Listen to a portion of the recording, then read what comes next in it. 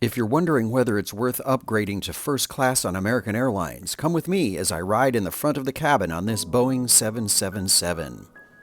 I flew from Miami to New York's JFK Airport aboard a Boeing 777-200. I was among the first to board. The first class cabin has 2 seats in the middle and single seats on both sides of the aircraft. The cabin is labeled as Flagship Business. The American website, however, only lists Flagship Business for transcontinental service. Some flagship amenities were not offered. Still, the cabin was just as comfortable. One of the things that sets this apart from Delta's One service is that American provides more storage space. This compartment also houses charger connections and the remote control unit.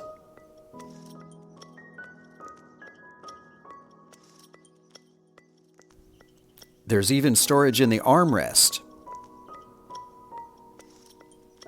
as well as in this space near the footrest. I also like the adjustable tray table, which can stay partly in place during taxi, takeoff, and landing.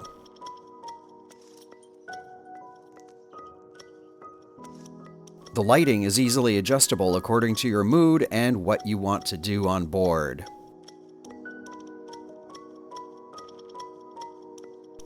Now let's take off and take a look at the in-flight experience. The large touchscreen TV offers lots of entertainment, but the headphones provided were not the usual first-class Bang & Olufsen variety. There also was no chef-inspired dining, as American describes its usual flagship business meal, but it was still okay.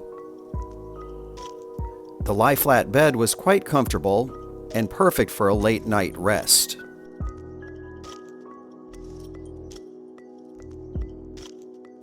The lavatory, by the way, was one of the best looking that I've ever seen on an aircraft.